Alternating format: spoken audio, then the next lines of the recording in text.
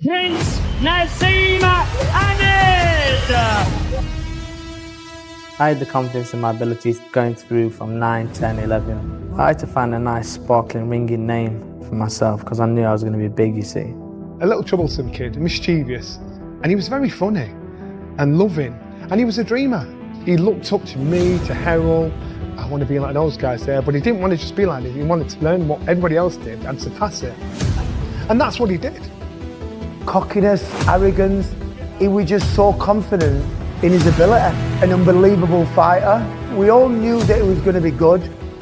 Always asking questions, always introducing this little boy, and I'd say, this kid's going to be world champion. He's going to be the best fighter this country's ever produced. It's more than just a fighter to be an exception, to be an attraction, to make people switch on, to make people turn up to a fight. I would say I've brought a sparkling box.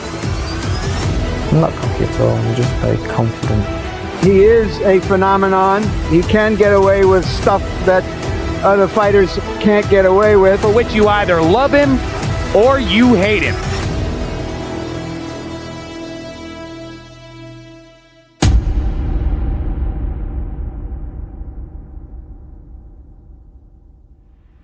Halo bro, di tengah landscape industri kelabu kota Sheffield di Inggris, lahir seorang anak dari keluarga imigran Yaman yang tidak hanya akan menjadi juara dunia, tetapi juga mengubah cara dunia memandang tinju. Prince Naseem Hamed, ia tumbuh di lingkungan kelas pekerja di mana disiplin dan kerja keras adalah norma. I was a kid from the street from the age of 7 and come down to the gym in Sheffield. I'm from Sheffield, I was born and bred here.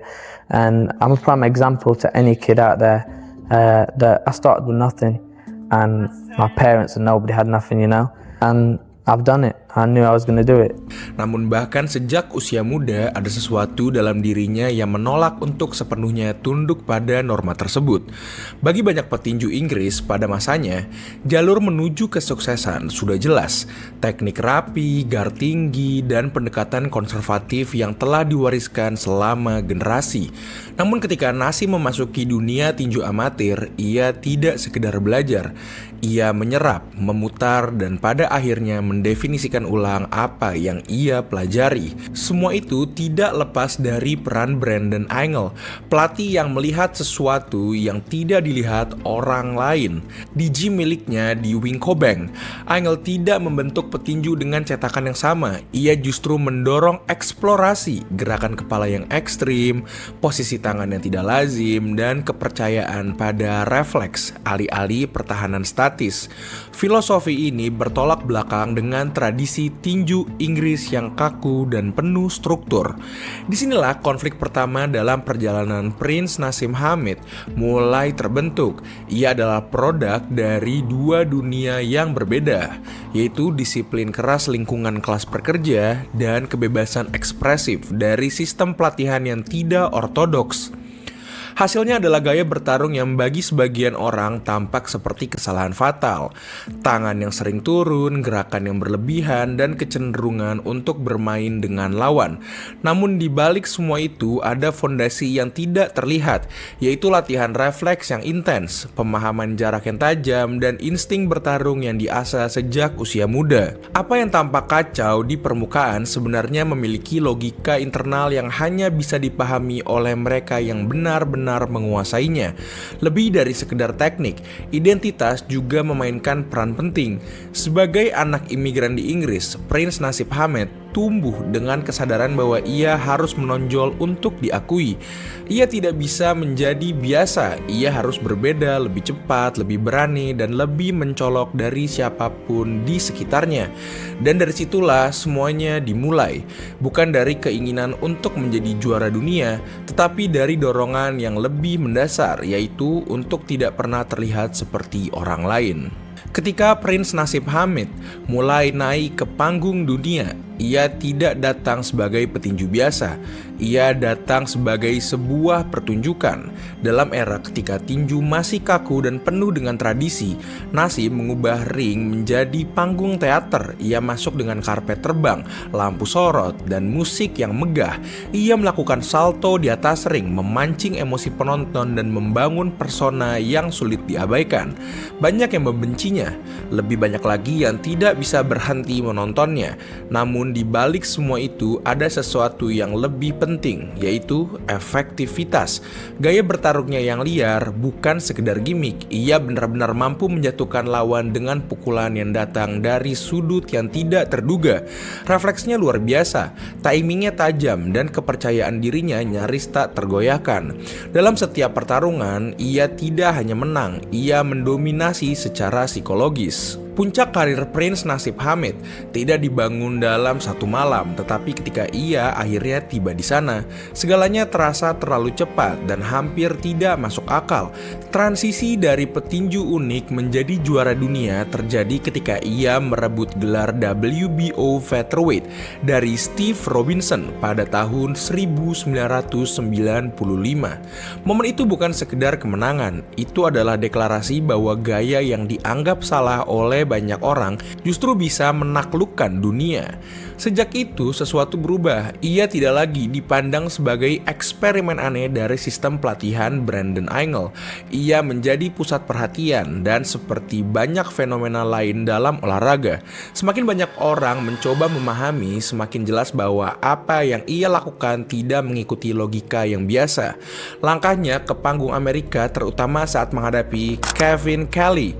What have you got to say to him now? I just say he's right in front of me, and I can honestly tell him that I'm going to knock him spark out. I'm going to knock his spark out. What do you got to say to that, Kevin?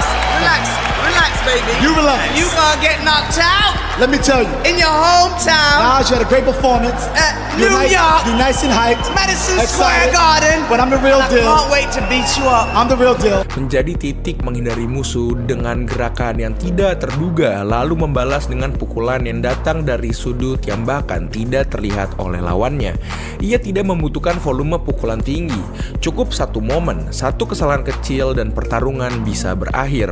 Dalam dunia tinju yang sangat bergantung pada struktur, ia menciptakan kekacauan yang terkontrol, dan lebih dari segalanya, ia menciptakan ketidakpastian.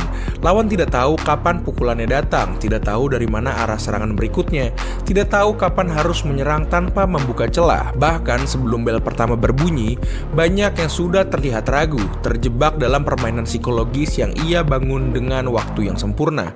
Seiring waktu, dominasi itu mulai berubah bentuk. Ia bukan lagi sekedar juara, ia menjadi sesuatu yang lebih sulit dijelaskan.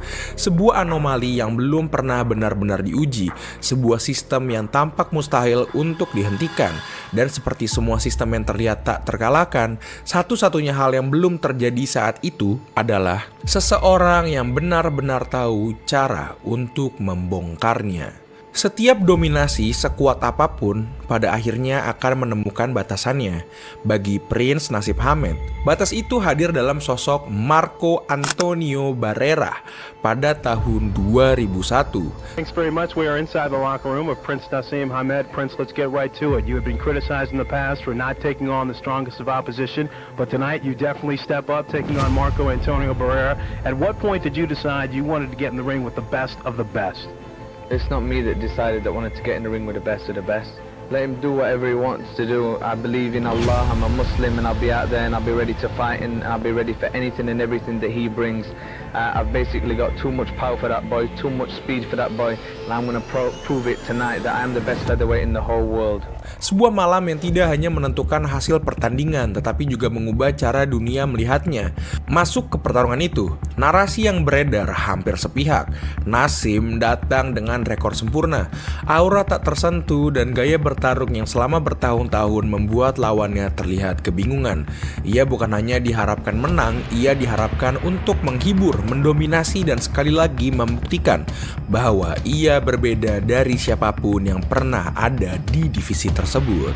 Namun Barrera datang tanpa membawa kebutuhan untuk membuktikan apapun kepada publik. Ia tidak tertarik pada pertunjukan, ia datang dengan sesuatu yang jauh lebih sederhana. dan jauh lebih berbahaya, yaitu rencana yang disiplin. Sejak ronde pertama, perbedaan itu langsung terasa. Alih-alih mengejar bayangan seperti banyak lawan sebelumnya, Marco Antonio Barrera mulai memotong jarak secara sistematis. Ia tidak terpancing oleh gerakan berlebihan, tidak tergoda untuk menyerang sembarangan. Setiap langkahnya memiliki tujuan, mempersempit ruang, menghilangkan sudut, dan memaksa Prince Naseem Hamed bertarung dalam kondisi yang tidak ia kendalikan. Untuk pertama kalinya, gaya bebas itu terlihat tidak seperti kejeniusan, tetapi seperti celah. Tangan yang sering diturunkan kini menjadi target. Gerakan yang terlalu lebar mulai kehilangan efektivitasnya. Tanpa ruang untuk bermain, di mana namanya benar-benar meledak secara global.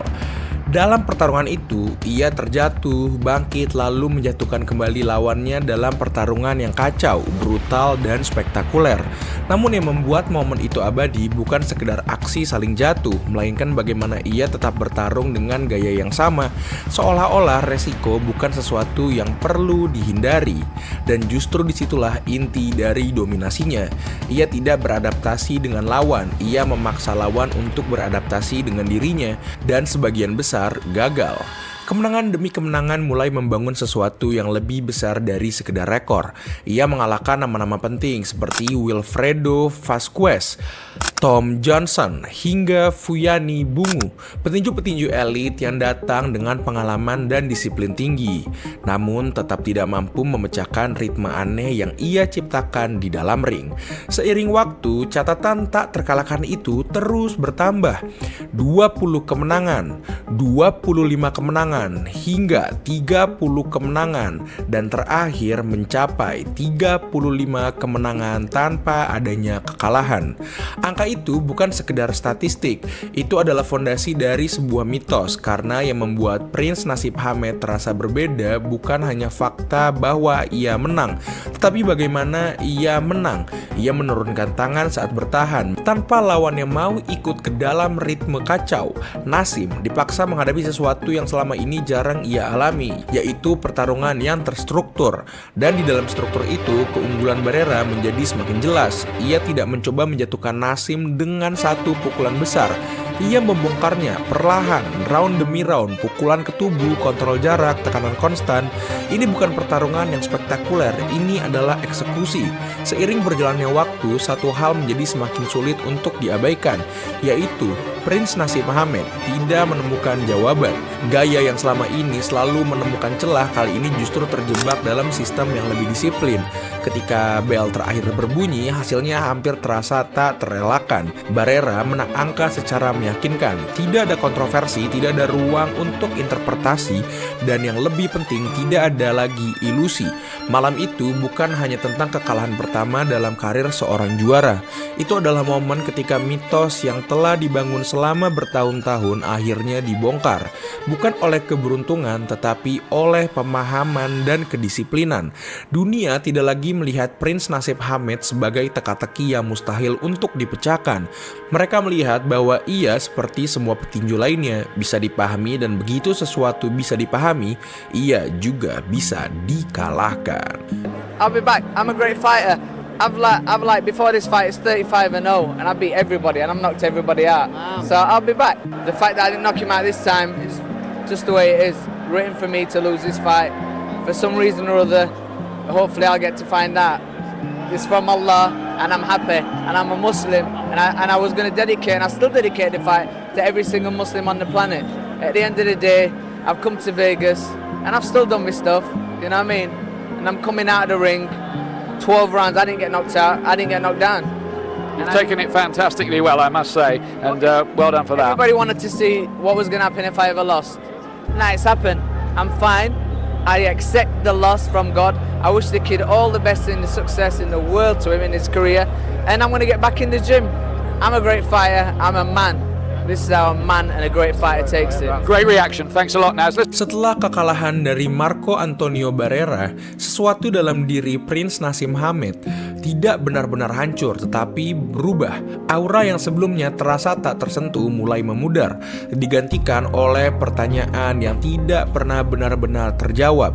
Ia memang kembali kering sekali lagi. Ia menang, namun kemenangan itu terasa berbeda, lebih sunyi dan tanpa keramaian yang selalu mengiringinya.